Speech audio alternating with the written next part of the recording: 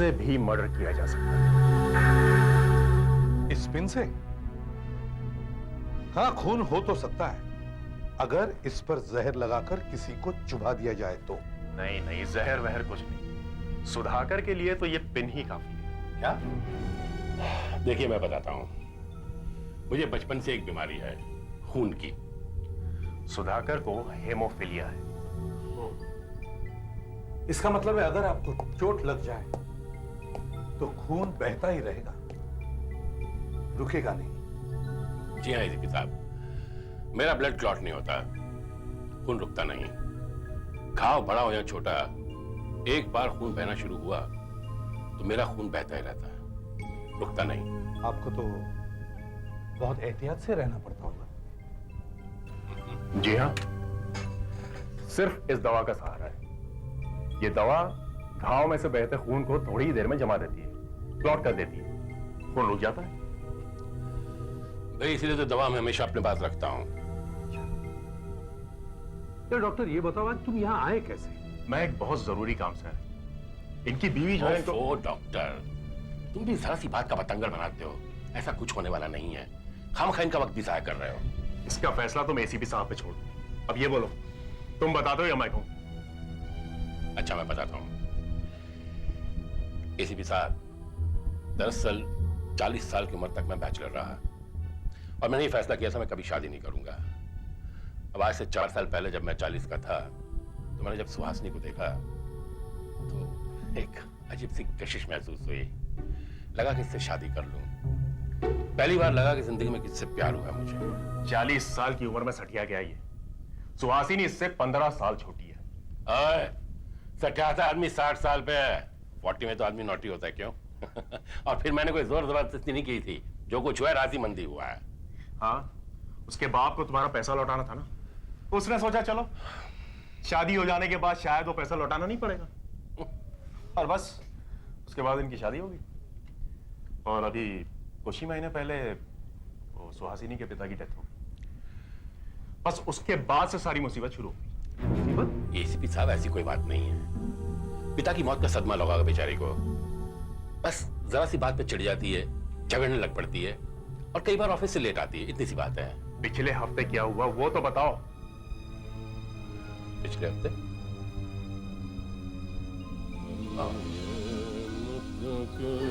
कितना नाजुक है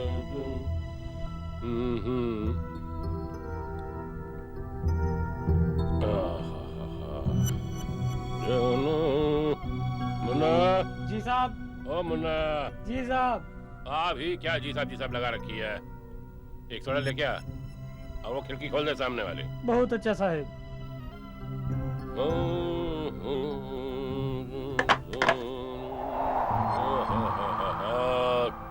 क्या हवा चल रही है भाई, वाह। सुहासिनी जी, मैंने कहा जाने मन, क्या बात है, बहुत परेशान लग रही हैं आप। हाँ कुछ नहीं, यूं ही। कुछ तो है जिसकी पर्दादारी है, लेकिन मेरा पैर कट गया, खून बह रहा है। सुहासिनी मेरी दवाई जल्दी जल्दी निकालो, सुहासिनी मेरा खून रुकेगा नहीं। सुहासिनी जल्दी करो ना। रात अगर मैं ऐन मौके पर नहीं पहुंचता तो ये तो मर ही गया था। डॉक्टर यार, तुम भी जरा सी बात का अफसाना बना देते हो। महज एक हादसा था। सुहासिनी इतनी बौखला गई थी कि दवाई की शीशी उसके हाथ से गिर गई। अच्छा, और जब दूसरे दिन मैंने इलेक्ट्रिशियन को बुला करके हुक चेक करवाया तो उसने बताया कि वो हुक को किसी ने बीच में से ऐसे काट रखा था कि जरा सी हवा के झोंके से भी वो गिर पड़ता। यानी कि किसी ने जानबूझकर सुधाकर? ऐसा पहली बार नहीं हुआ है, इससे पहले भी ऐसी छोटी छोटी घटनाएं कई बार हो चुकी हैं। तुम कहना चाहते हो कि इनकी पत्नी इन्हें मारना चाहती है? मुझे पूरा विश्वास है। और तो और, आई एम सॉरी सुधाकर, लेकिन मेरे ख्याल से तुम्हारी पत्नी का किसी और के साथ चक्कर है। क्या बकवास कर रहा है, हाँ? तुझे सुहासिनी पसंद नहीं, इसका मतलब है जो मुंह में आएगा बोलता रहेगा तू। करता है। देखिए सुधाकर साहब, मैं डॉक्टर सुमित को बहुत सालों से जानता हूं। वो किसी के बारे में यूं ही नहीं बोलेंगे। देखिए एसीपी साहब, मैं आपसे मदद मांगने के लिए आया हूं। मैं जानता हूं कि आप किसी को भी बगैर सबूत के गिरफ्तार नहीं कर सकते, पर हमारी कुछ तो मदद कर सकते हैं। हाँ, मैं इनको पुलिस प्रोटेक्शन दे सकता हूं। अपना एक ऑफिसर इनके साथ भेज देता हूँ। Police protection? ये सब क्या हो रहा है एसीपी साहब? मैं अपनी बीवी से क्या कहूंगा कि डॉक्टर को शक है कि तुम मेरा मर्डर करने वाली हो, इसलिए पुलिस प्रोटेक्शन लेके आओ। हाँ, अपनी बीवी से प्रोटेक्शन। ये तो हद हो गई है। ये मत बताइए कि वो पुलिस वाला है, कोई भी बहाना बना दीजिए, कह दीजिए डॉक्टर सुमित का भांजा है, उनके पास जगह नहीं इसलिए आपके साथ रहने के लिए आया है, बस यूं ही। ओके। मैं आपको अपना एक बहुत ही काबिल इंस्पेक्टर देता हूं, इंस्पेक्टर वीरेन। दया, इंस्पेक्टर वीरेन को बुला, और हाँ, मृदुला को भी बुला। Yes sir. इंस्पेक्टर वीरेन इनके घर में रहेंगे और मृदुला उसको बाहर से मदद करेगी। ये नहीं हो सकता सुहासिनी, कभी नहीं हो सकता। मैं तुम्हें तलाक नहीं दूंगा। तुम्हें मुझे तलाक देना पड़ेगा। तंग आ चुकी हूं मैं इस नाटक से। उफ, पापा ने मुझे जबरदस्ती तुम्हारे साथ बांध दिया था। देखो, पापा के साथ तुम्हारा सौदा तब तक था जब तक वो जिंदा थे। अब तो वो भी नहीं रहा, अब तो मुझे आजाद कर दो। मुझसे छुटकारा पाने के लिए तुम्हें मेरी लाश पे से गुजरना होगा। समझती क्यों नहीं सुहासिनी? मैं तुम्हारे बगैर जिंदा नहीं रह सकता। आखिर मुझसे इतनी नफरत क्यों करती हो? मैंने कोई सौदेबाजी नहीं की किससे। मैंने तो शादी की तुमसे, मैं प्यार करता हूँ तुमसे सुहासिनी। प्यार प्यार प्यार, तंग आ चुकी हूं मैं तुम्हारे इस प्यार से। तुम मुझे जाने क्यों नहीं देते आखिर? तुमसे मुझे आजादी अब तभी मिलेगी जब तुम्हारी मौत हो जाएगी।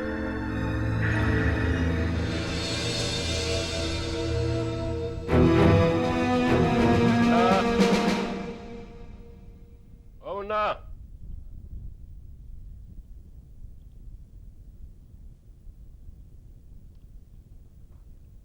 मेम साहब कहाँ हैं तुम्हारी? मेम साहब नहा रही हैं साहब। काम करो, बाजार जाओ और केमिस्ट की दुकान से दवाइयां ले आओ।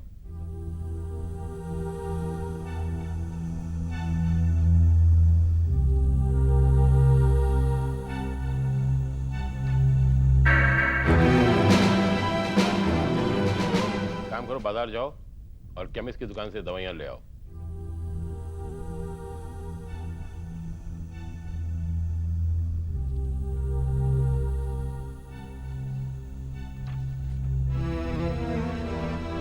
आइए वीरेन साहब, चाय नोश फरमाइए। नहीं शुक्रिया, इस वक्त नहीं। देखिए, आपके कहने के अनुसार मुन्ना को तो मैंने भेज दिया। अब आप क्या करना चाहते हैं? वैसे मैं आपको अभी कहता हूं, मुझे कोई खतरा नहीं है। ये सिर्फ डॉक्टर के दिमाग का फितूर है। सुहासिनी और मैं बहुत खुश हैं आपस में। खुश हैं आप? हाँ। देखिए, कल रात आप दोनों की बातें मैंने सुन ली हैं। आप प्लीज मुझे मेरा काम करने दीजिए। करिए। खतरा कहां से आ सकता है? खतरा कहां से आ सकता है?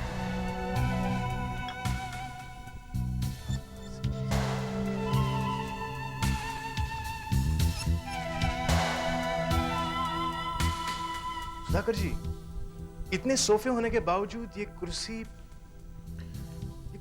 बड़ी अजीब है। आप इस्तेमाल करते हैं इसका? देखिए, इस घर में कितने भी सोफे आ जाएं, कुर्सी यहां से नहीं हिलेगी। ये खानदानी कुर्सी है। इस पे मैं सुबह पेपर पढ़ता हूँ। मेरे पिता भी पढ़ा करते थे और उनके पिता भी पढ़ा करते थे।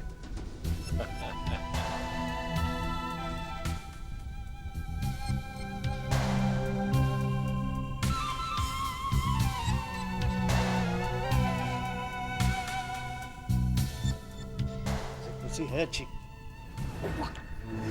क्या हुआ? ये कील देख रहे हैं आप? साहब, पुरानी कुर्सी है, का कील तो निकल ही सकता है। कुर्सी तो पुरानी है। आपके पास कोई प्लायर या पकड़ है? क्या उस दराज में?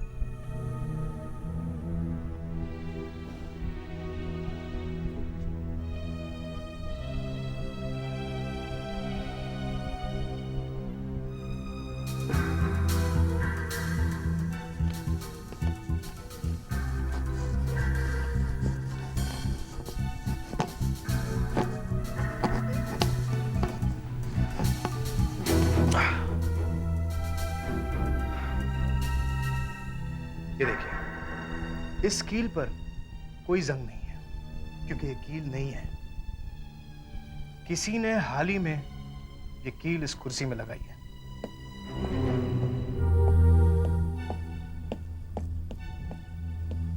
ओहो जाने मन, ये सुबह सुबह बंठन के कहाँ चल दी आप? जी वो ऑफिस जा रही हूँ मैं। अरे आज तो शनिवार है, ऑफिस बंद होगा। हाँ लेकिन कुछ काम अधूरा रह गया है सो अच्छा अच्छा, करा मैं चली हूँ। Say bye. बाय।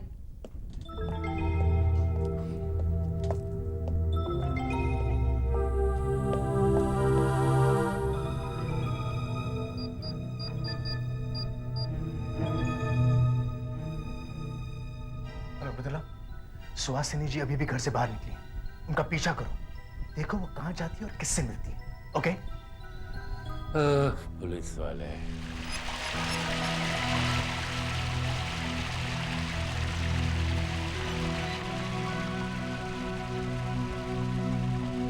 बड़ी मुश्किल से आई हूँ यहाँ। क्यों? उसे कहकर आई हूँ कि ऑफिस जा रही हूँ। ऐसा कब तक चलेगा सुहासिनी? कुछ ना कुछ तो करना ही पड़ेगा। कुछ ना कुछ तो करना ही पड़ेगा। उफ राकेश, वो तो किसी भी हालत में मुझे तलाक देने को तैयार ही नहीं है। समझ में नहीं आता मेरी मैं क्या करूं। अब तो उसे छुटकारा पाने का सिर्फ एक ही तरीका है, मौत। क्या कह रही हो सुहासिनी? काश वो मर जाता तो कितना अच्छा होता। कुछ ना कुछ रास्ता तो निकालना ही होगा।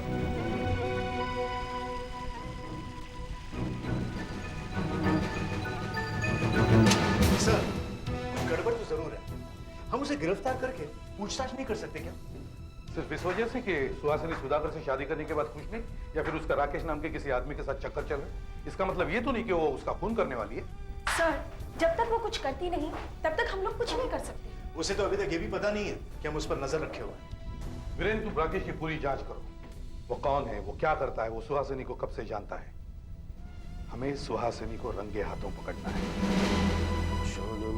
जानमन तेरे दौरान चोरी चोरी लेके गए, देखो मेरा मन। बाय वीरेंद्र। सुधाकर जी, आप कहाँ जा रहे हैं? हम अपने मड के बंगले पे जा रहे हैं, बीच हाउस। लेकिन ऐसे हाँ, 2 दिन के लिए जा रहे हैं। खैर आप यहाँ रह सकते हैं, मुन्ना है आपकी देखभाल के लिए। अच्छी देखभाल करेगा मुन्ना, चिंता मत करो। चलें? स्वीटहार्ट, तुम गाड़ी में बैठो, मैं भी आया। Okay, bye. सामान रखो मुन्ना।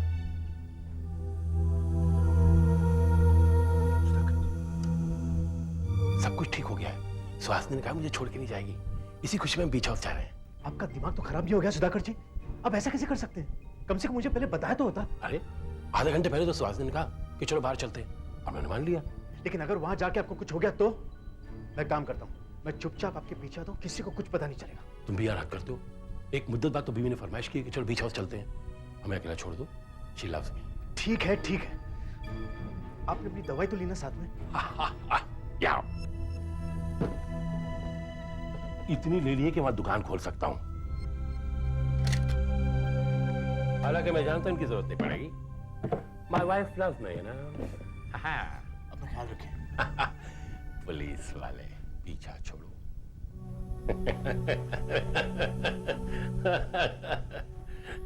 Bye, enjoy yourself.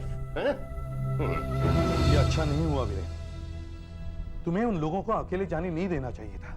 मैं क्या करता सर, उनके साथ जाने की जिद में कैसे कर सकता था? और वैसे भी सुहासिनी के लिए मैं डॉक्टर सुमित का भांजा हूं, जो यहाँ पर काम की तलाश में आया हुआ है। और फिर सुधाकर ने मुझे उनके पीछे जाने से मना भी तो किया था। रात के 11 बज चुके हैं, वो लोग दिन के 2 बजे निकले थे। लगता है अभी तक तो सब कुछ ठीक ठाक है, वरना डॉक्टर सुमित का फोन आ ही जाता। सर सर एक काम कर सकते हैं क्या? मैंने घर के नौकर मुन्ना से बीच हाउस का एड्रेस ले लिया था। बीच हाउस यहाँ से 1 घंटे की दूरी पर है, मड आइलैंड पर। हम वहां जाकर चुपचाप उन पर नजर रख सकते हैं।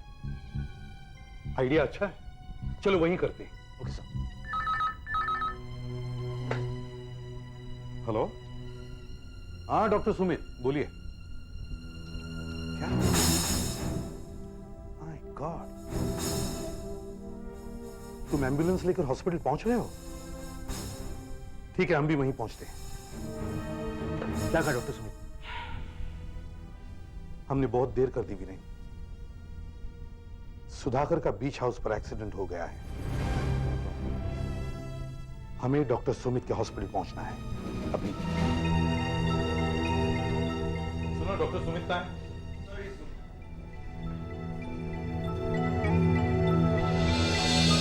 डॉक्टर सुमित, क्या हुआ? बहुत देर कर दी आपने। सुधाकर मर चुका है।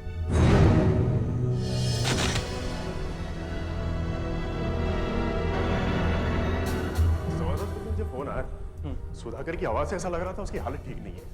कह रहा था सीढ़ियों से नीचे गिर गया है और नीचे औजार रखे थे उसके सर में लग गए, काफी चोटें आई हैं। मुझसे कहा कि एम्बुलेंस भिजवा देना। ये औजार यहां ऐसे कैसे पड़ेंगे? शायद सिर इस पर लगा होगा। उस वक्त उनकी बीवी कहां थी? मैंने सुहासिनी के बारे में फोन पर पूछा था, तो उसने बताया कि उन दोनों का कुछ झगड़ा हो गया था और 9:30 बजे वो टैक्सी लेके चली गई। उसके बाद वो घर में अकेला ही था। इस वक्त सुहासिनी कहां है? जरा पता लगवा। सर, सुधाकर तो अपने साथ अपनी दवाई भी लाया था, जो उसने एक आइस बॉक्स में रखी थी। वो रहा सर, उसी में रखी थी। लेकिन सर, सवाल ये उठता है कि उसने दवाई ली क्यों नहीं?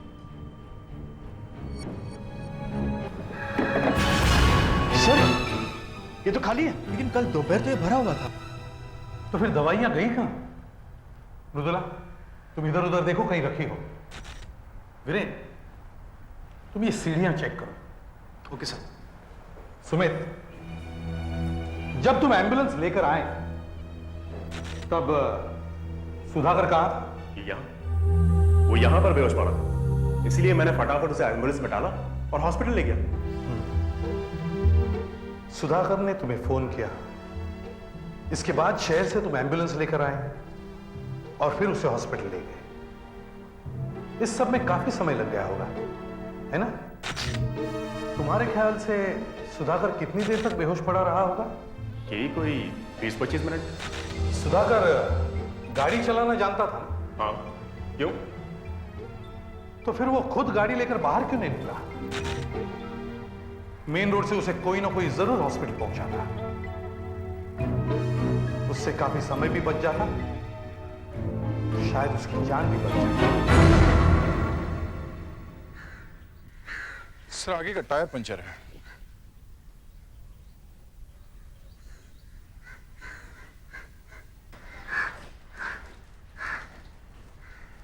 और ये देखो सर,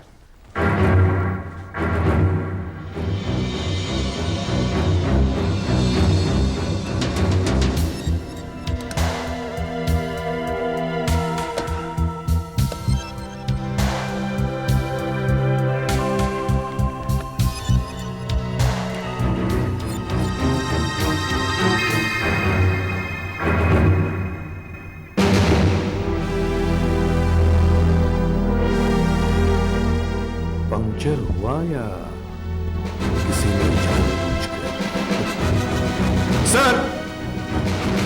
सर, ये देखिए यहां पर। सर, सुधाकर ने डॉक्टर को फोन पर यही कहा था ना कि वो सीढ़ियों से नीचे गिर गए। सर, इसलिए मैं सारी सीढ़ियां चेक कर रहा था ताकि पता चल सके कि वो गिरे कैसे। कुछ पता चला? हाँ सर। सर, ये निशान देखिए। सर, यही है इस सब की जड़। सर, ये कोई ग्रीस या तेल जैसा पदार्थ लगा हुआ है।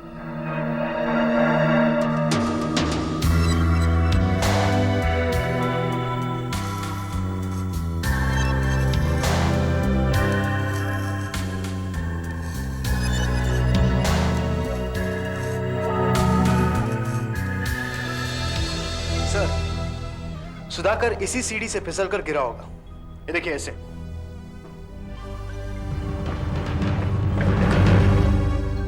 और नीचे लुढ़क कर गया होगा। और लुढ़क कर वहां तक पहुंचा जहां औजार उसका इंतजार कर रहे थे। सुधाकर की बीमारी की वजह से इन औजारों ने उसकी जान ले ली। उसका बचना तो नामुमकिन था। सर, मुझे दवाइयां मिल गई। सर, मैंने किचन के सिंक में कुछ दवाई जैसे निशान देखे तो उन्हें रुई से पोंछकर इसमें इकट्ठा कर लिया। उसके बाद मैंने बॉटल्स ढूंढने की कोशिश की तो वो यहाँ पड़ी हैं।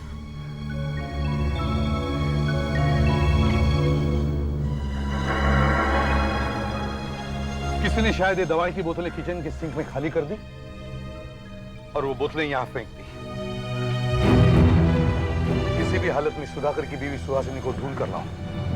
मेरी तो कुछ समझ में ही नहीं आ रहा है ये सब हो कैसे गया। और सुधाकर भी नहीं रहे, सुधाकर मर कैसे गए? यही तो हम भी जानना चाहते हैं मैडम, इसलिए आपसे कुछ सवाल पूछने हैं। रूटीन सवाल है, बस आपकी मदद चाहिए। इंस्पेक्टर देखिए, मैं तो वहां जाना ही नहीं चाहती थी। वो तो खुद सुधाकर ने बहुत जिद की। हमारी शादी को बचाने के लिए वो एक आखिरी मौका चाहते थे। बकवास है, बकवास है। सुधाकर ने जाने से पहले खुद मुझे बताया था कि आइडिया तुम्हारा था। वीरेन, उन्हें बोलने दो। हाँ, तो फिर हम वहां पहुंचे और वहां पहुंचते ही हमारा झगड़ा हो गया। थोड़ी देर में मैंने वहां से जाने का फैसला कर लिया। रात बहुत हो चुकी थी और वो जगह रात को बहुत सुनसान होती है, इसलिए मैंने फोन किया और एक टैक्सी बुलवाई और करीब 9:30-10 बजे तक मैं वहां से जा चुकी थी। उसके बाद आपका एक ऑफिसर मुझे यहाँ ले आया पूछताछ के लिए। आपको सुधाकर के एक्सीडेंट के बारे में कुछ भी पता नहीं है? जी नहीं, मैं कुछ भी नहीं जानती हूँ। आप चाहें तो उस टैक्सी ड्राइवर से पूछ सकते हैं। जब मैं वहां से चली थी तो मेरे पति बिल्कुल ठीक ठाक थे और दरवाजे पर ही खड़े हुए थे। सर, हमने उस टैक्सी ड्राइवर को ढूंढ लिया है और उसने भी यही बयान दिया है। अच्छा, एक बात बताइए, सीढ़ी पर लगी हुई क्रीम के बारे में आपको कुछ मालूम है? क्रीम? हाँ, सीढ़ी पर लगी हुई क्रीम। मैं किसी क्रीम के बारे में कुछ नहीं जानती हूँ। नहीं मालूम?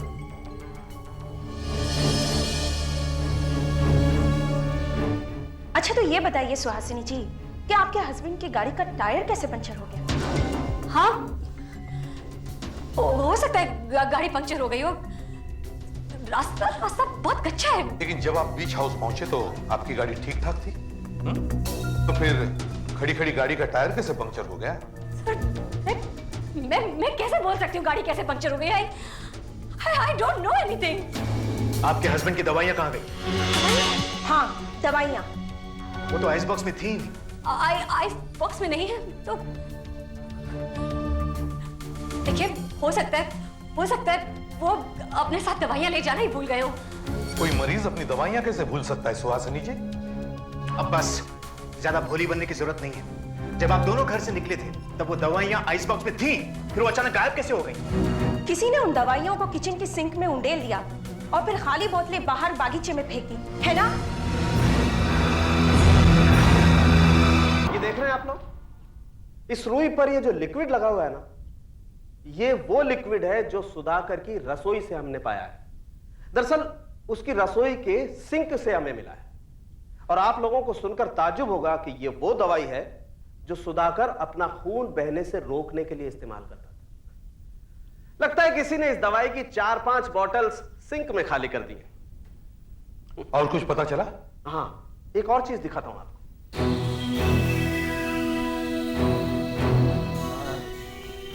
ये कील, ये वो कील है जो आपको कार के टायर में से मिली। जी हाँ। लेकिन ये कील सड़क पर से नहीं आई। मतलब साफ है कि कार का पंक्चर सड़क पर नहीं हुआ। सड़क पर नहीं हुआ था? एग्जैक्ट। तो फिर देखिए, ये देख रहे हैं आप, ये कीलें देख रहे हैं आप, ये वो कीलें हैं जो आपको सुधाकर के घर से मिली औजारों के पास। और अब आप इस कील को देखिए, ये दोनों कीलें मिलती हैं, एकदम मिलती हैं। इसका मतलब साफ है कि ये कील भी कहीं घर से ही आई होगी, बाहर से नहीं। हाँ, पर यह भी तो हो सकता है कि घर में काम करने वालों ने लाते ले जाते समय कील गिरा दी हो, जिसकी वजह से गाड़ी पंक्चर होगी। नहीं, ऐसा नहीं हो सकता। क्यों? इसलिए कि आप इस कील को जरा गौर से देखिए। इसका हेड देखिए, एकदम मुड़ा हुआ है। और ये इसलिए मुड़ा हुआ है क्योंकि इस कील को किसी ने हथौड़े से टायर में ठोका है। और वो क्रीम जो सीढ़ी पर लगी थी? यस, वो क्रीम। ये देखिए, ये क्रीम का वो डब्बा है जो सुहासिनी के रूम से मिला था। और इनफैक्ट सीढ़ियों पर भी यही क्रीम थी। मतलब इसके पीछे सुहासिनी का हाथ है।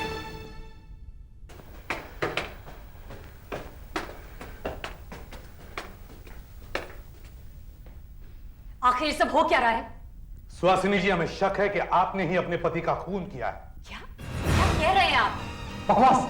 ये कोई खून नहीं कर सकती। बात हम सब जानते हैं इन्होंने सुधाकर से क्यों शादी की, इनके आपस में झगड़े कैसे होते थे और इनके और आपके क्या संबंध है। मृदुला, टेप चलाओ।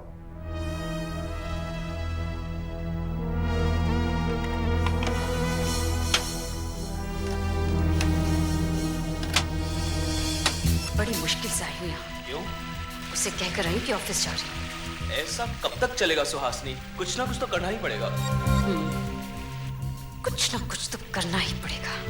उफ राकेश, वो तो किसी भी हालत में मुझे तलाक देने को तैयार ही नहीं है। समझ में नहीं आता मेरी, मैं क्या करूं।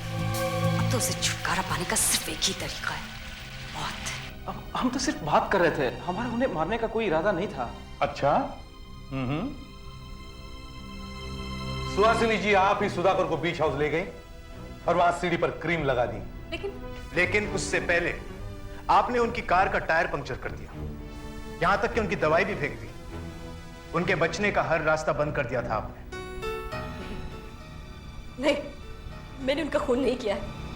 मैंने उनका खून नहीं किया है। इस केस का हर पहलू कहता है कि खून आपने ही किया है। और आप समझते क्यों नहीं? जब उस वक्त मेरे अलावा घर पर कोई था ही नहीं तो सबसे पहले मैं ही फंसूंगी ना। अगर मैं ये सब करती तो मेरा यकीन कीजिए, मैंने खून नहीं किया है। मैंने खून नहीं किया है। मैंने खून नहीं किया है।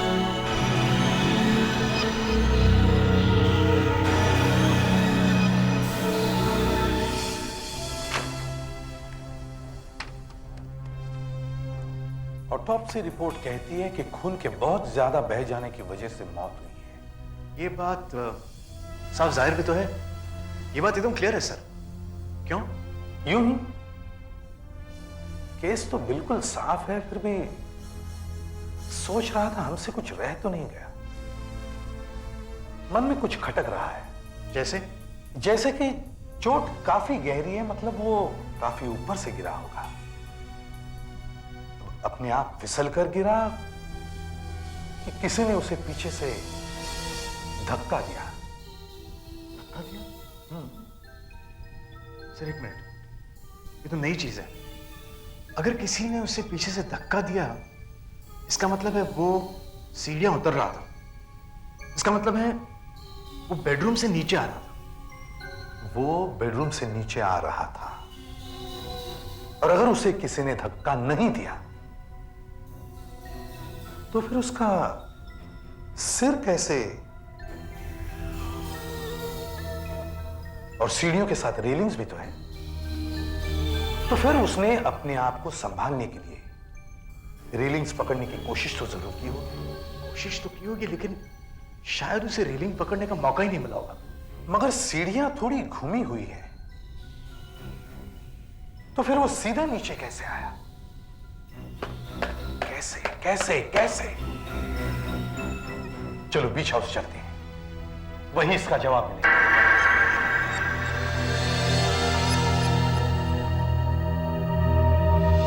सर आने वाले हैं, तुम ऊपर जाके खड़े रहो। ओके।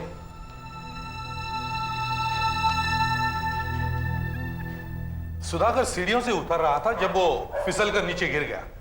वीरेन, चलो हम देखते हैं उस रात क्या हुआ होगा।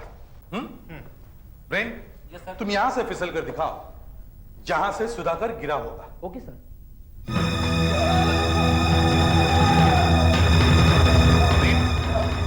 तो ज्यादा चोट तो नहीं लगी? लगी है। दिखा वीरेन, सुधाकर फिसलने के बाद गिरता ही चला गया ठीक इन औजारों के ऊपर। बहुत बुरी तरह से गिरा था। I'm sorry सर, मैं अभी आपका मतलब नहीं समझा। इतनी बुरी तरह से गिरने के बावजूद भी सुधाकर के शरीर पर एक भी चोट या खरोंच का निशान नहीं था। यह बात तुम्हें अजीब नहीं लगती?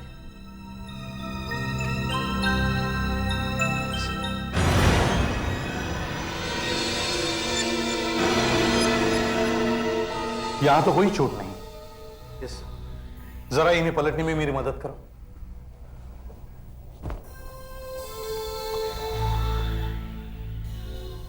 यहां तो एक भी चोट या खरोंच का निशान नहीं। और अपने ऑफिसर को तो काफी चोट लगी थी गिरने से। एक भी निशान नहीं। हाँ, और यहां तो सिर्फ एक कट है जिससे बहुत खून बहा है, और ये चोट उन्हें औजारों से लगी थी। बड़ी अजीब बात है।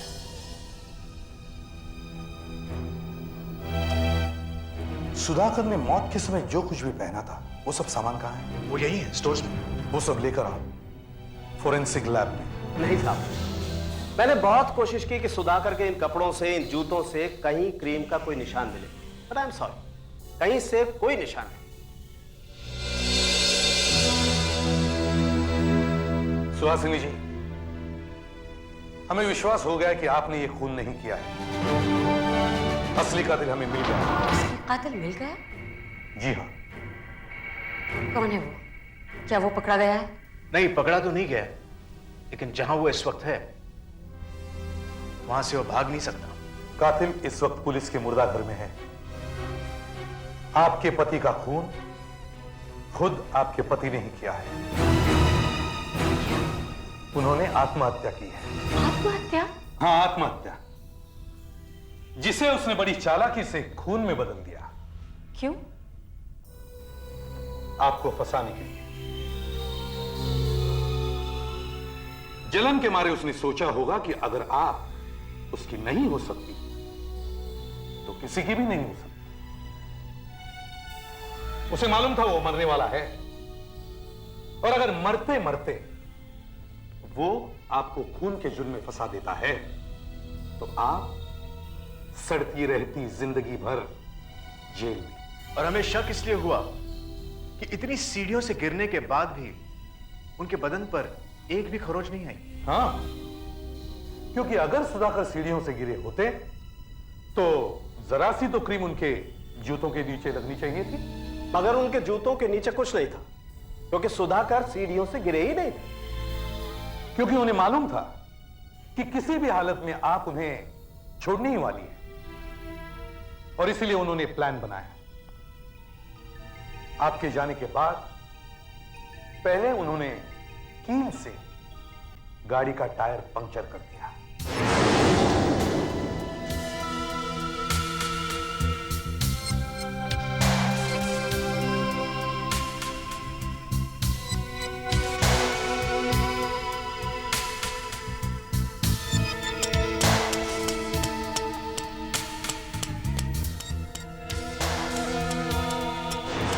उसके बाद उन्होंने अपनी दवाई की बोतलें खाली की, और वो खाली बोतलें एक ऐसी जगह फेंकी जहां से वो आसानी से मिल सके।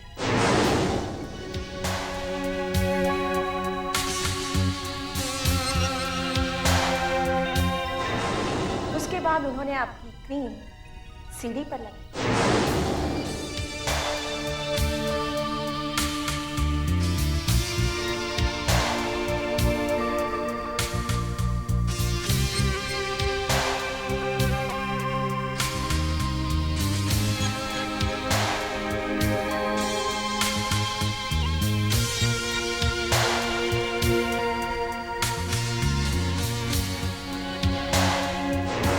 अब सब कुछ तैयार था, सिर्फ एक्सीडेंट होना बाकी था। मगर उससे पहले उन्होंने डॉक्टर सुमित को वो फोन किया। डॉक्टर, मुझे बचा लो डॉक्टर। मैं अपने बीच हाउस की सीढ़ियों से फिसल के गिर पड़ा हूं। बहुत खून बह रहा है, मुझे बचा लो डॉक्टर। वो मुझसे झगड़ कर 9:30 बजे चली गई। जल्दी आओ डॉक्टर। जोर से अपने माथे पर एक गहरा जख्म कर लिया।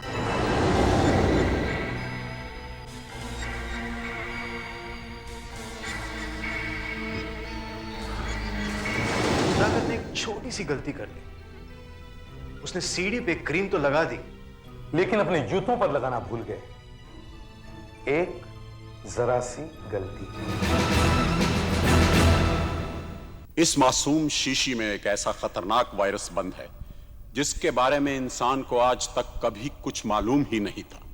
इस वायरस से इंसान एक दर्दनाक मौत मरता है, और यह एक भयानक आग की तरह फैलता है, और कुछ ही घंटों में इसकी चपेट में लाखों लोग आकर मर जाते हैं। इसका एक ही इलाज है, मौत।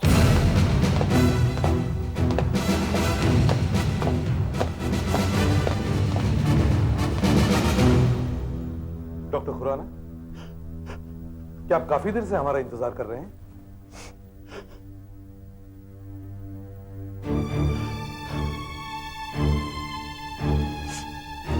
क्या हुआ डॉक्टर साहब?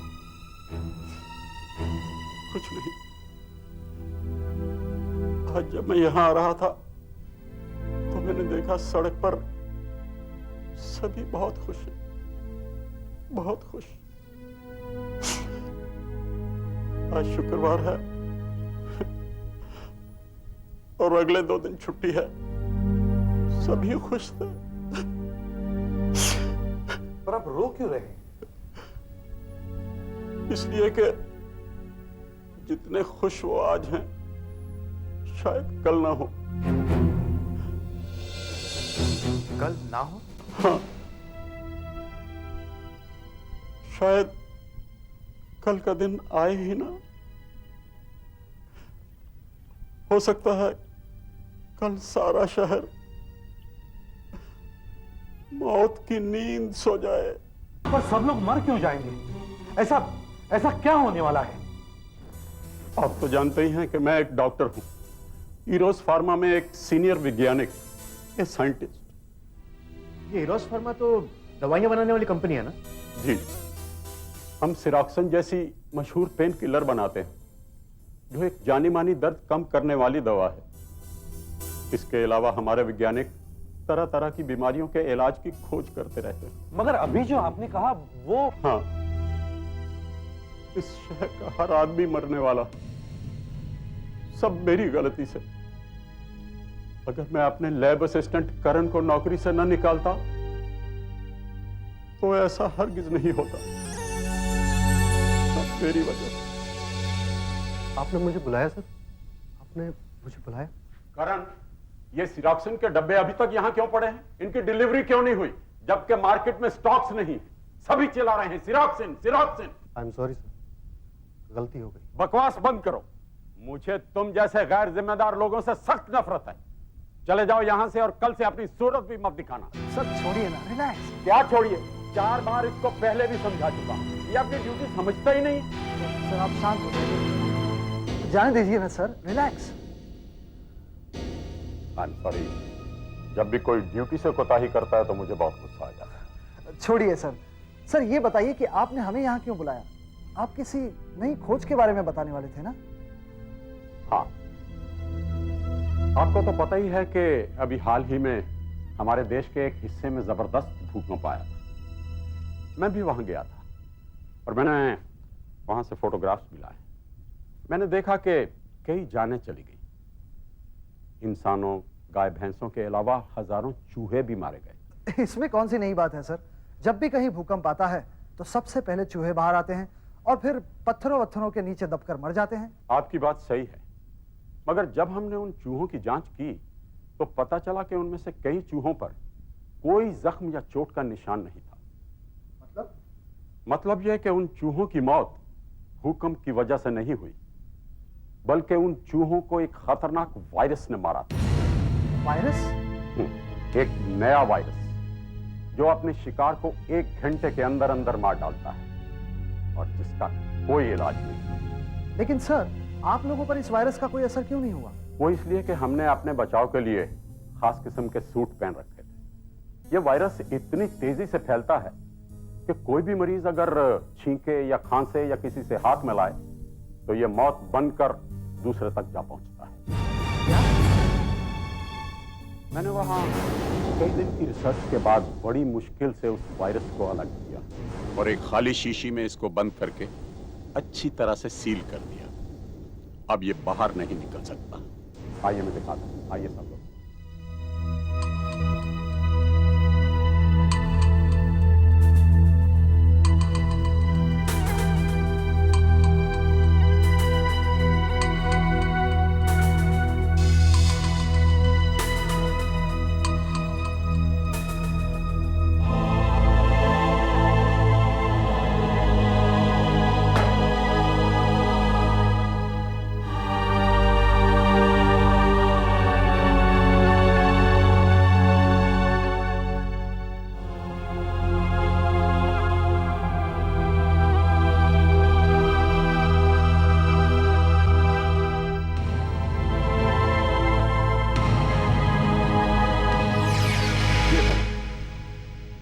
मैंने बड़ी सावधानी से सील किया है, मगर जब हम रिसर्च के लिए इसको खोलेंगे तो हमें सूट मास्क सब पहनना पड़ेगा। लेकिन सर, ये शीशी तो हमारी दवाई सिरोक्सिन जैसी लगती है। वो इसलिए कि जो खाली शीशी में वहां लेकर गया था वो वही थी जिनमें हम सिरोक्सिन पैक करते हैं। और हाँ डॉक्टर रमेश, हम रिसर्च आज रात से ही शुरू कर देंगे। Okay sir. और अगर हमने इसका इलाज ढूंढ लिया तो हमें नोबेल प्राइज भी मिल सकता है। तूने मुझे नौकरी से निकालकर अच्छा नहीं किया खुराना। तो अपनी बेइज्जती का बदला मैं जरूर लूंगा। तुझे नोबेल प्राइज चाहिए? अब तुझे कोई प्राइज नहीं मिलेगा, और कम से कम इस शीशी की वजह से तो बिल्कुल नहीं मिलेगा। हमें काफी सावधानी बरतनी पड़ेगी, वायरस बहुत खतरनाक। जी सर। अरे ये फ्रिज कैसे खुला पड़ा है?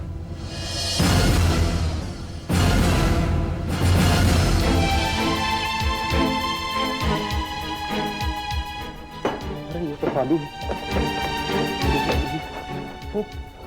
वो वायरस वाली शीशी कहाँ गई?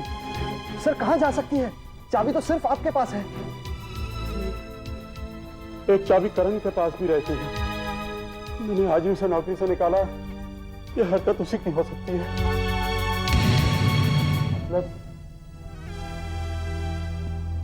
मतलब वो शीशी करण ले गया था? जी। बाद में जब उसे पता चला कि उसकी छोटी सी बेवकूफी से कितना बड़ा अनर्थ होने जा रहा था, तो उसने अपनी गलती कबूल कर ली। रोने लगा, कहने लगा वो मुझसे बदला लेना चाहता था। फिर उसने उस शीशी का, मेरा मतलब उस वायल का क्या किया? मैंने आपको बताया ना सर, वो जो हम पेन किलर बनाते हैं सिरोक्सिन, उसकी शीशी और वायरस वाली शीशी एक जैसी दिखती है। फिर हमारे पास सिरोक्सिन के 130 डिब्बे थे जो शहर भर के स्टॉकिस्ट को हम सप्लाई करने वाले थे। करण ने वायरस की वो शीशी उनमें से किसी एक डिब्बे में रख दी। ये आपको कैसे पता चला? उसी ने तो बताया था, मगर अब वो खुद नहीं जानता कि वो वायल उसने किस डिब्बे में रखा है। माय गॉड, 130 क्रेट्स भरे हुए हैं सिरोक्सिन के पैकेट से। हर पैकेट में 5-5 वायल, मगर एक वायल में है मौत, पूरे शहर की मौत। आप नहीं जानते वो वायरस कितना खतरनाक है। देखिए देखिए, मान लीजिए वो वायल यहां खुलता है तो 2 घंटे के अंदर अंदर इतने हिस्से को वायरस अपने लपेट में ले लेगा, और 4 घंटे में इतने हिस्से में फैल जाएगा, और 8 घंटे में तो पूरा शहर तबाह हो जाएगा, बर्बाद हो जाएगा, सब खत्म हो जाएगा, सब खत्म हो जाएगा, खत्म हो जाएगा। हम, आप, कोई नहीं बचेगा। कोई मरीज नहीं, कोई डॉक्टर नहीं, कोई गुनहगार नहीं, कोई पुलिस वाला नहीं। अब आप समझे मैं आपसे मदद लेने क्यों आया हूं। और ये सारे क्रेट्स आपने भेजे कहां हैं? उसकी लिस्ट है आपके पास? चलिए।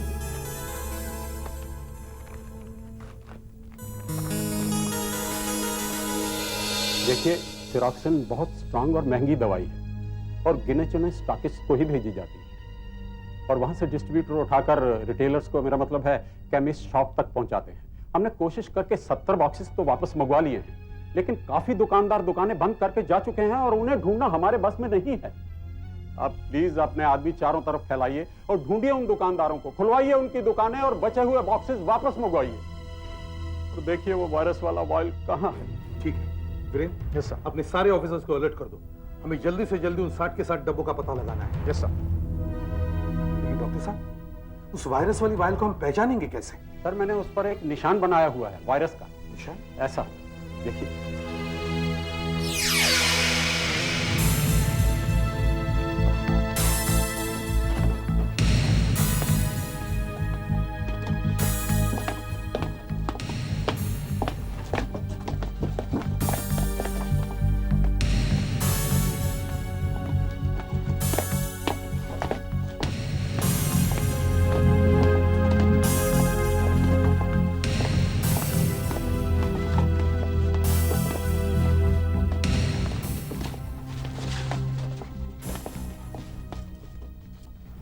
सर, ये बाकी के बचे हुए 3 डब्बे, हमने सारी शीशियां चेक कर ली, पर किसी में भी वो निशान हमें नहीं मिला। देखिए डॉक्टर साहब, 60 में से 53 डब्बे मिल चुके हैं, लेकिन उनमें से किसी भी शीशी पर आपका वो निशान नहीं है। और बाकी के 7 डब्बे डॉक्टर साहब, जहां तक हमारी इंफॉर्मेशन है, शहर के कई केमिस्टों ने उन 6 डब्बों को खोलकर उनमें से कई सेरोक्सिन के पैकेट बेच दिए। और 7वां डब्बा? 7वां डब्बा चेंबूर के ऋत्विक केमिस्ट के पास है। अपने ऑफिसर्स भेजें, अभी लेकर आते होंगे।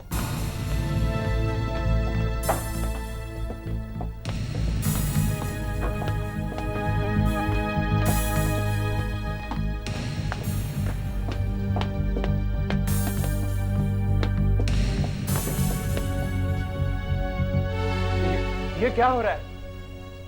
अभी मुझे जगाया और मेरी दुकान खुलवाई और यहाँ लेकर आ गए ये लोग। मुझे कुछ बता भी नहीं रहे। इससे कुछ मिला? सर, इनके पास तो वायल नहीं मिला, लेकिन ये देखिए सर, ये डब्बा खुला है और इसमें से एक पैकेट मिसिंग है सर। शाम को इन्होंने एक पैकेट बेच दिया है।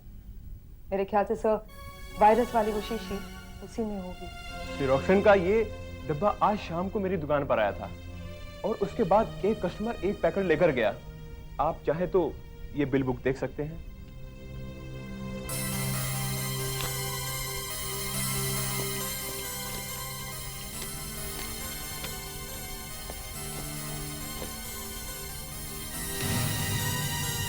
ये सिरोक्सिन का पैकेट आपने किसी अमरीश को बेचा है।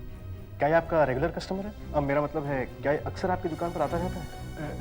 रेगुलर कस्टमर तो नहीं है, लेकिन उसको मैं अच्छी तरह से पहचान सकता हूँ, क्योंकि ये आदमी तब मेरी दुकान पर आया जब मैं दुकान को बंद कर रहा था। शायद मैं मना कर देता, लेकिन मैंने देखा कि उसे बहुत तकलीफ हो रही, उसे काफी दर्द था।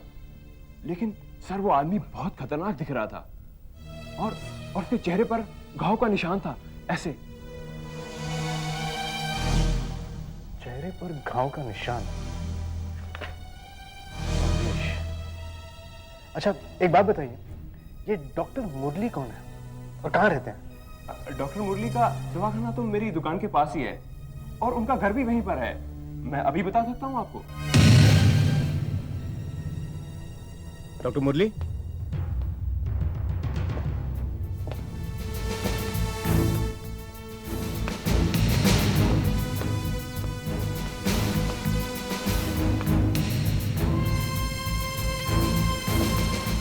डॉक्टर मुरली?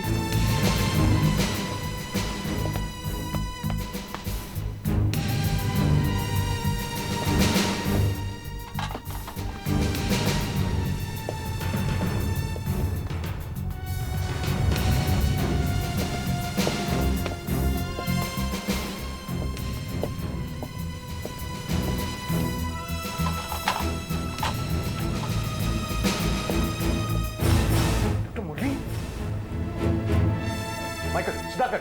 Yes sir.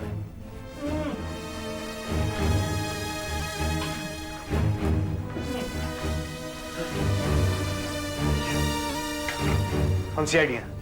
क्या हुआ? किसने मारा आपको? एक पागल आदमी था, उसके पैर में गोली लगी हुई थी। उसने कहा गोली निकाल दो। मैंने मना कर दिया। मैंने कहा पुलिस केस है। उसने मेरे सर पर पिस्तौल रख दी और मुझे गोली निकालनी पड़ी। इस तरह की गोलियां तो उन राइफलों में इस्तेमाल होती हैं जो प्राइवेट सिक्योरिटी गार्ड्स अपने पास रखते हैं, और ये सिक्योरिटी गार्ड्स बैंक्स या ज्वेलरी शॉप के बाहर पहरा देते हैं। और वो लोग 12 बोर की डबल बैरल गन भी इस्तेमाल करते हैं। आशा, जरा देखना कि ऐसी कोई वारदात हुई है किसी बैंक या ज्वेलरी शॉप के आसपास? सो ये देखिए,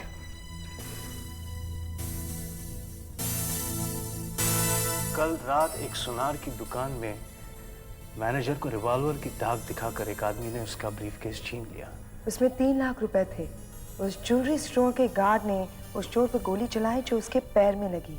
चोर ने भी अपने रिवॉल्वर से गोली चलाई जो गार्ड के सर से लगती हुई चली गई, और जब तक गार्ड अपने आप को संभाल पाता तो चोर वहां से ब्रीफकेस लेकर फरार हो गया। मगर गार्ड और मैनेजर दयाल ने देखा था कि उस आदमी के चेहरे पर चोट का लंबा निशान था। चोट का लंबा निशान। दया, अगर उस गार्ड की हालत अच्छी है तो उसे फौरन यहां लेकर आओ।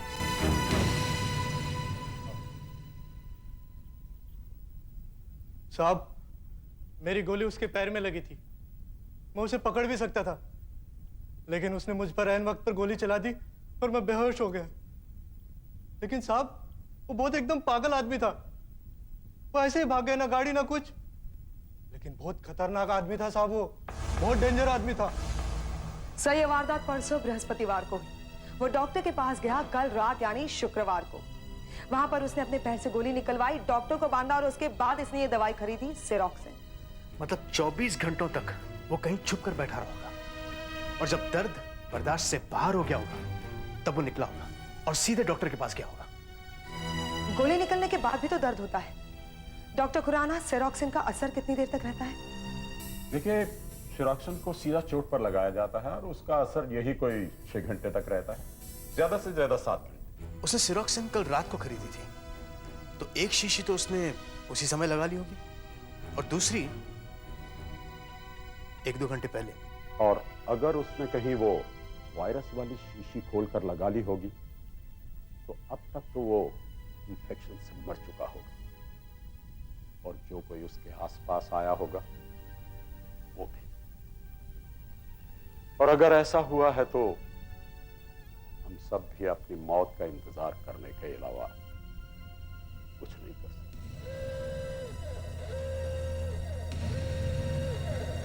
अब तो हम सिर्फ यही उम्मीद कर सकते हैं कि अब तक उसने वो वायरस वाली शीशी ना खोली हो। और अगर वो जिंदा है तो 3-4 घंटों में वो एक और शीशी खोलेगा और उससे पहले हमें उसे ढूंढना होगा। हमें उसे ढूंढना होगा कुछ भी करके। आशा, तुम एक काम करो सर, पुलिस आर्टिस्ट को बुलवाओ। उसकी पहचान करने के लिए हमें उसकी तस्वीर बनवानी पड़ेगी फौरन। Yes sir. अच्छा, उसकी भौहें कैसी थी? ऐसी? सर, खिंची हुई थोड़ी सी भयानक, ऐसी ऐसी ही। अच्छा, उसकी नाक थोड़ी मोटी थी सर। मुझ थोड़ी और घनी थी सर। और उसके होठ का सर, उसका हाँ ऐसा ही मोटा होठ। उसका चेहरा दाढ़ी हल्की हल्की थी सर। बाल कैसे? घुंघराले थे। और कोई निशान वगैरह इसके चेहरे पर? निशान था कटा हुआ। क्या ऐसे ही दिखता था? यही तो है साहब वो। जी सर, इसे हमें टेलीविजन पे दिखा देना चाहिए, सबको पता तो लग जाएगा। नहीं, बिल्कुल नहीं। ये आदमी बहुत खतरनाक है। अगर इसे पता चल गया कि इसके पास क्या है तो वो सारे शहर के लिए खतरा बन जाएगा। फिर वो कुछ भी कर सकता है, हमें ब्लैकमेल कर सकता है और कुछ भी मांग सकता है, या हो सकता है वो डर के मारे ऐसा गायब हो कि हमारे हाथ ही ना आए। आप बिल्कुल ठीक कह रहे हैं सर। अगर उस पर कोई झपटे तो हो सकता है कि वो वायरस वाली शीशी उसके हाथ से गिरकर टूट जाए और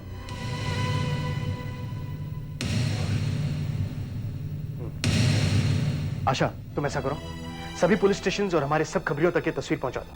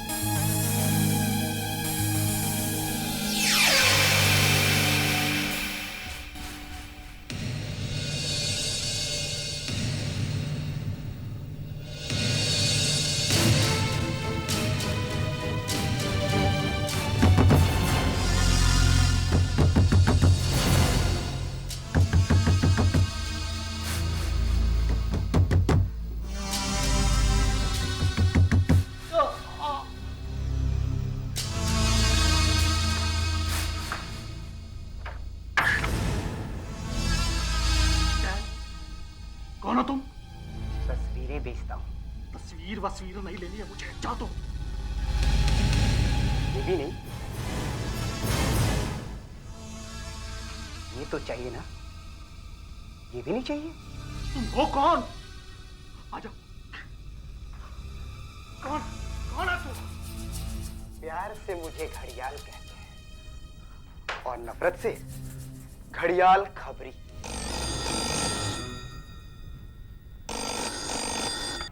CID headquarters, inspector Viren.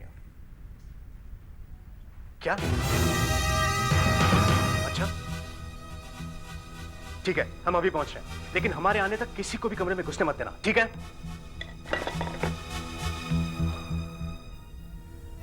Phone करने वाला काफी डरा हुआ था। उसने बताया कि नाथनपुरा के होटल शीतल में एक आदमी ठहरा हुआ है।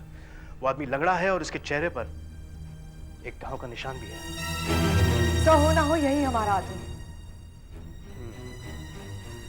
मगर फोन करने वाले ने यह भी कहा कि उस आदमी की हालत काफी बिगड़ती जा रही है। चारों तरफ से घेर लिया है ना? यस सर, और अगर किसी को हॉस्पिटल ले जाना पड़े उसके लिए एम्बुलेंस भी मंगाई है। Okay, stand by.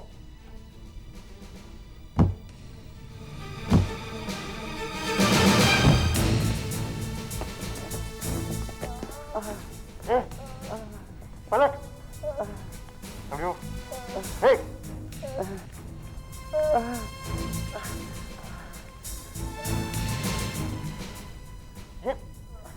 ये तो वो नहीं है। और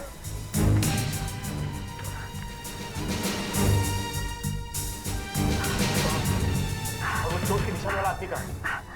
मैं पुलिस का खबरी, घड़ियाल खबरी हूँ साहब।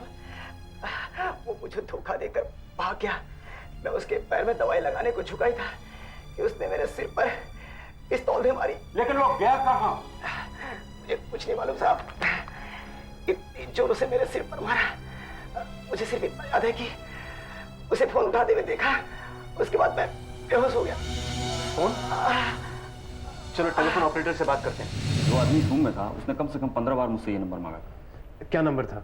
442-1109। 442-1109। 442, ये तो वर्ली एक्सचेंज है ना? Yes sir. अच्छा, जहाँ पे फोन किया था वहाँ किसी से बात हुई थी? नहीं इंस्पेक्टर साहब, नंबर कभी लगा ही नहीं, हमेशा एंगेज ही आता था। और वो आदमी काफी परेशान भी हो गया था, कह रहा था कि उसको कोई बहुत जरूरी बात करनी है। क्या मैं फोन कर सकता हूँ? जी।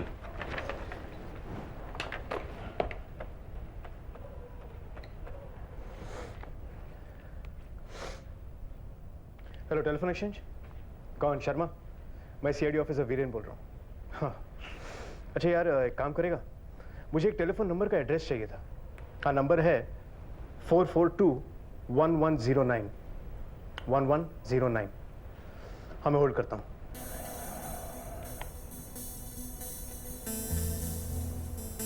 हाँ बोल। 14 वर्ली नाका। ये तो ऑफिस का एरिया है ना? हाँ, ऑफिस का नाम Avonex. AVONEX। Avonex. Thank you Sharma.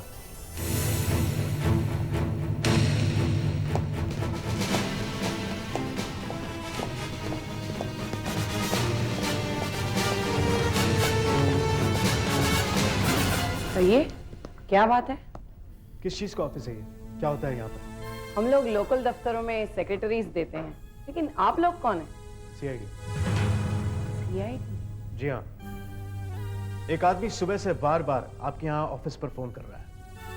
हम ये जानना चाहते हैं कि यहाँ पर वो कौन है जिसे वो फोन कर रहा है। यह है वो आदमी। आप में से कोई जानता है इसे? आप में से इसे कोई जानता है? आप में से कोई ना कोई तो इसे जानता ही होगा। आप जानती हैं? यह आदमी आपको लगातार फोन कर रहा था। आप जानते हैं?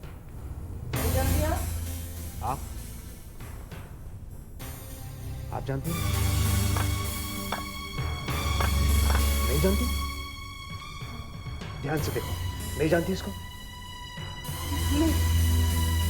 नहीं जानती? नहीं जानती?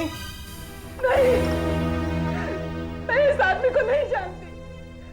मैंने इसे आज तक देखा देखा तक नहीं। अगर आप इस आदमी को नहीं जानती है तो अब इतना घबरा क्यों रही है मैडम? आप हमसे जरूर कुछ छुपा रही हैं। मैडम देखिए, मैडम प्लीज आप जो कुछ भी जानती हैं हमें सब सच सच बता दीजिए। ये जिंदगी और मौत का सवाल है, प्लीज मैम। देखिए मैडम, ये आदमी आपका कोई भी हो, हम उसे आसानी से ढूंढ निकालेंगे। आपके रिश्तेदारों से पूछेंगे और फिर आपको यहाँ आपके ऑफिस में प्रॉब्लम हो सकती है, मगर उसके लिए हमारे पास टाइम नहीं है। मैडम हमारी बात समझने की कोशिश कीजिए, ये वाकई जिंदगी और मौत का सवाल है। हर मिनट हमारे लिए कीमती है। मैं आपके हाथ जोड़कर कहता हूँ कि प्लीज प्लीज हमारी मदद कीजिए मैडम।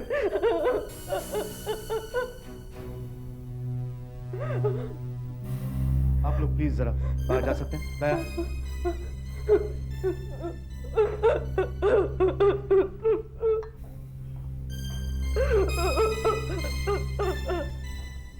देखिए मैडम,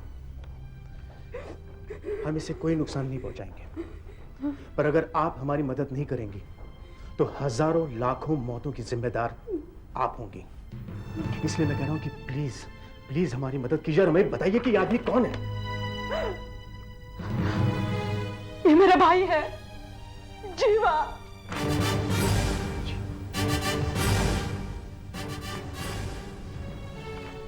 ये इस वक्त कहाँ है?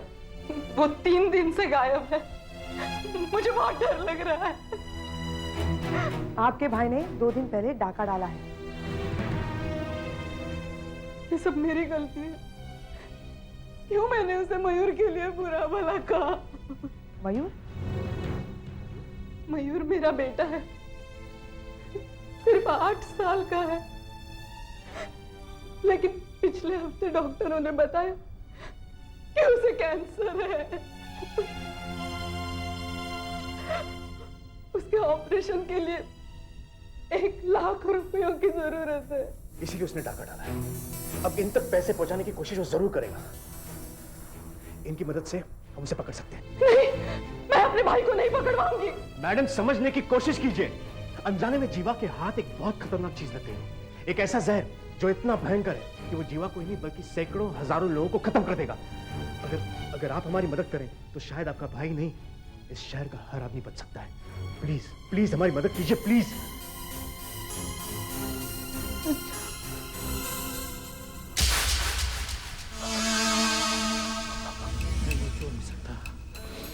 नहीं, मैं सो नहीं सकता। मुझे मयूर के पास जाना पड़ेगा। मयूर के पास जाना पड़ेगा मुझे।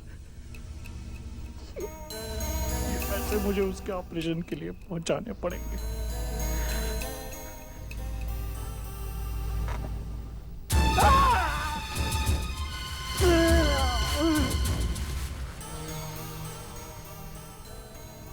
ये दर्द क्या करूं?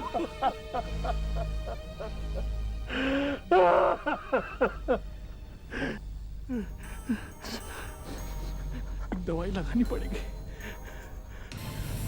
कहाँ?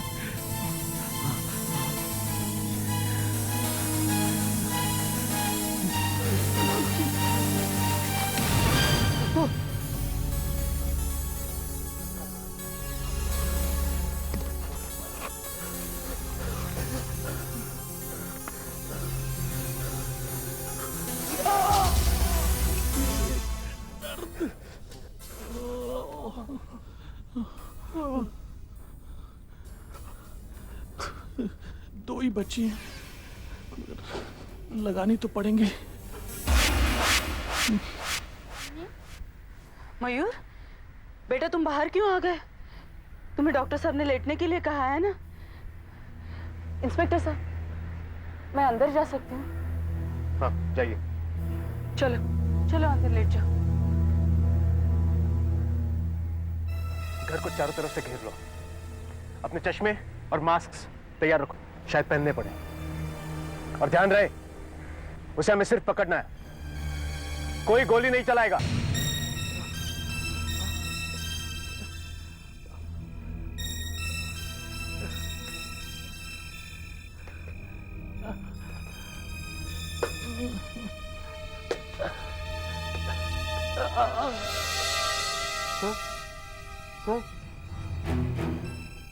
आ गया। सर वो इधर ही आ रहा है।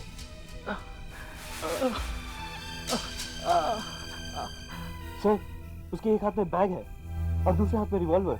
अच्छा कुछ मत करो, नहीं तो फायर कर देगा वो। उसे यहाँ आने दो, फिर से पकड़ लेंगे। Okay sir.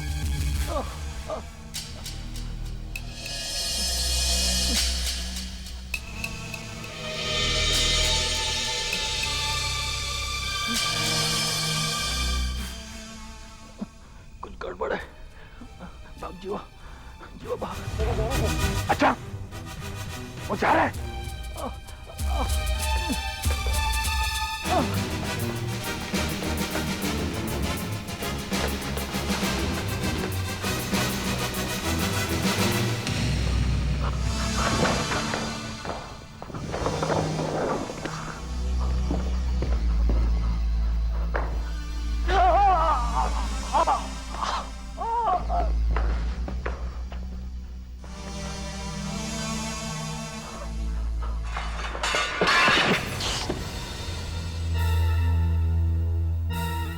शायद इस गोडाउन में क्या होगा।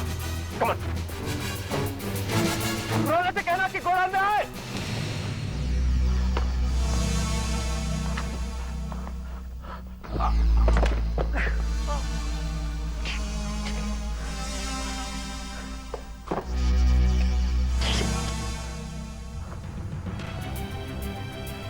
रोना साहब जो अपने घर के पास हुई है, अब वहीं पहुंच जाइए।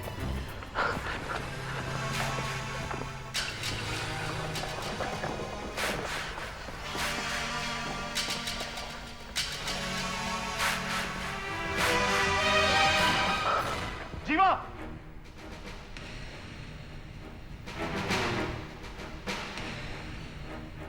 जीवा तुम भाग के कहीं नहीं जा सकते। अपने आप को हमारे हवाले कर दो।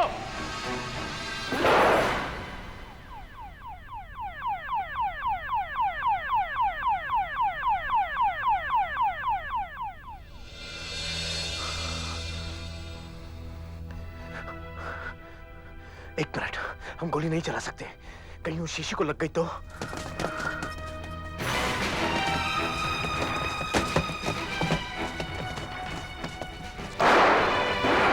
गोली मत चलाओ। डॉक्टर साहब यहाँ ये गोलियां चल रही हैं। मुझे जैसे ही खबर मिली मैं सीधा यहाँ चला आया। ये ऑफिसर चीफ मिनिस्टर साहब के ऑफिस से थे। ऑफिसर अभी क्या पोजीशन? सर वो अंदर है मगर बाहर नहीं निकल सकता, चारों तरफ से बंद है, लेकिन उसके पास बंदूक है। हमें उसे पकड़ना होगा। वो वायरस वाली शीशी खोलकर किसी वक्त भी लगा सकता है, फिर हमारे हाथ में कुछ नहीं रहेगा। Let me try. अब पुलिस भी कुछ नहीं कर सकती। मैं चीफ मिनिस्टर साहब को कहकर शहर खाली करवाने के लिए पब्लिक अनाउंसमेंट्स करने के लिए कहता हूँ। हमने पहले ही काफी देर कर दी है। आइए आप लोग। जल्दी से काम कीजिए। देखिए सर, देखिए नहीं तो हमारी सारी मेहनत पर पानी फिर जाएगा। आइए आइए। अब हम क्या करें सर?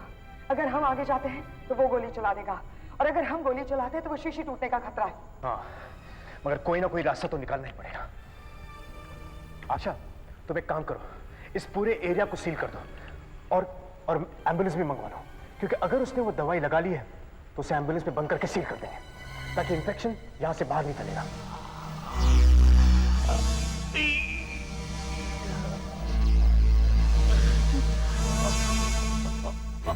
देखिए आप सब लोग अपनी जान खतरे में मत डालिए, मैं अकेले जाता हूं। दया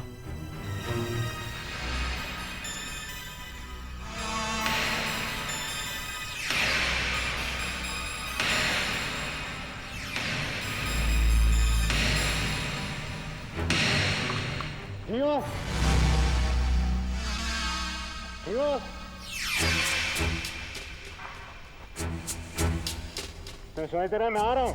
जवाब दो। मैं तुम्हारी कोई बात सुनने वाला नहीं हूँ बच्चा। जियो, हम तुम्हें कोई तकलीफ नहीं पहुंचाएंगे। पीछे पुलिस क्यों पड़ी है फिर? जियो मेरी बात ध्यान से सुनो। तुम्हारे पास जो दवाई है जो तुम चोट पे लगा रहे हो, उस शीशी में दवाई नहीं बल्कि वायरस है, जो एक बहुत खतरनाक जहर है। अगर तुमने वो शीशी खोली तो तुम्हारे साथ साथ इस शहर के सारे लोग मारे जाएंगे। मत करो। इसी को लगा के तो अब तक जिंदा हूं मैं। अब तक तुम्हारी किस्मत अच्छी थी जीवा, लेकिन अब उस आखिरी शीशी में सिर्फ मौत है जीवा, सिर्फ मौत। देखो, चेक करो, उस शीशी पर वायरस का निशान है। हाँ हाँ, तुम सही कह रहे हो। शुक्र है तुम्हें मुझ पर विश्वास तो हुआ। मुझे तुम डरा रहे हो ताकि मैं अपने दर्द को भूल जाऊं और बेहोश हो जाऊं। मैं तुम्हारी बातों में आने वाला नहीं हूं इंस्पेक्टर। इस शीशे में कोई जहर नहीं है, कोई जहर नहीं है। मैं इसको भी लगाने वाला। नहीं दिया, नहीं रुको दिया, मैं आ रहा हूं। मैं तुमसे सिर्फ बात करना चाहता हूं। रुक जाओ, रुक जाओ इंस्पेक्टर, रुक जाओ।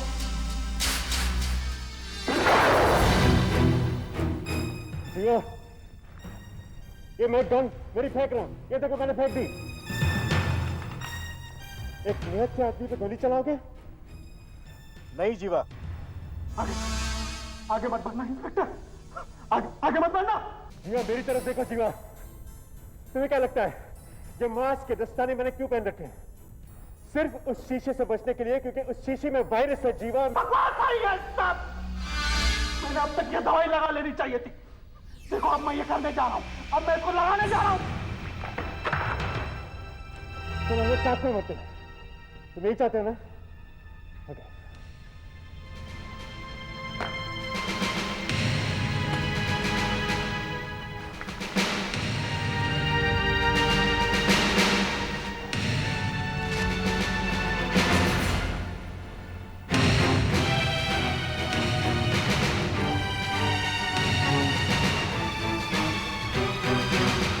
मेरी तरफ देखो जीवा। कभी तुमने किसी पुलिस वाले के चेहरे पर इतना डर देखा है? कभी किसी पुलिस वाले का बदन कांपते हुए देखा है? जीवा, ये डर तुमसे या तुम्हारी इस बंदूक से नहीं है, वो तुम्हारी इस शीशी से है जो तुम्हारे हाथ में है। मुझे मेरी ड्यूटी करनी पड़ेगी शिवा, नहीं तो सैकड़ों लोग मारे जाएंगे। मुझे वो शीशी दे दो। मुझे दवाई लगानी पड़ेगी, दर्द हो रहा। नहीं जीवा, तुम वो शीशी मुझे दे दो प्लीज, और तुम सिरोक्सिन ले लो, लेकिन वो शीशी मुझे दे दो। मेरा भांजा मर रहा है, मुझे उस तक पहुंचना है। जीवा, समझने की कोशिश करो। अगर तुमने वो शीशी खोल दी तो हजारों लोग मारे जाएंगे, और साथ में तुम्हारा भांजा मयूर भी। जीवा, वो शीशी मुझे दे दो। दो।